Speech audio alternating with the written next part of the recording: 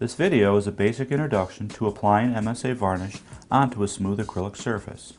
Previous Golden videos about the brush application of an isolation coat and proper thinning of the MSA varnish are worth reviewing if you haven't done so already. The scale of what you are varnishing determines the kind of brush you'll need.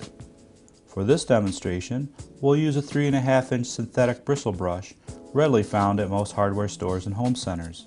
The requirements for a good varnish brush are bristles with a good springy memory, a brush shape that is wide, flat, and thin, and larger brushes should have flagged or split bristles. Other brushes may be used, such as an artist varnishing brush, but they may require additional thinning and are better suited for smaller works.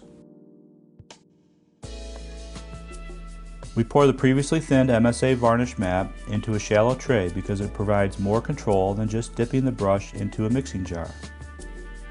Notice only about a third of the brush is loaded with varnish. This provides additional control during brushing. Although this test painting is fairly small, we want to initially focus on getting the varnish onto the surface and not how evenly it's being applied.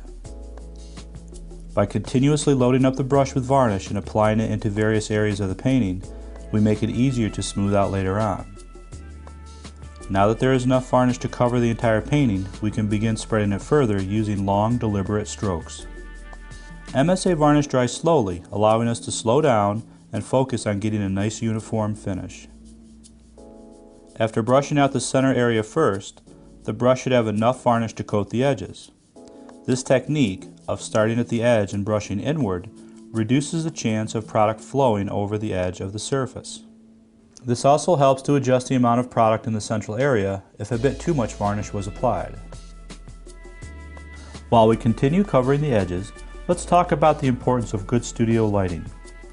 Always varnish with lighting that allows you to easily see the product being applied. Good lighting and a proper viewing angle increases the chance of a uniform application and also helps to spot loose brush hairs or whatever else finds its way into your varnish. As the edges are coated, we can finally focus on unifying the entire layer of varnish. Using minimal pressure on the brush, brush from one end to the other, slightly lifting as we approach the edge. At this stage, the brush barely touches the surface. Pressing any harder can result in brush strokes remaining in the dried varnish film. If you notice a lot of brush drag, it may indicate that the varnish is either too thick or the brush is too soft. When varnishing, the idea is to get the product on at a uniform thickness and allow plenty of time for the brush strokes and bubbles to dissipate from the film. Here is a close-up of the freshly applied MSA varnish.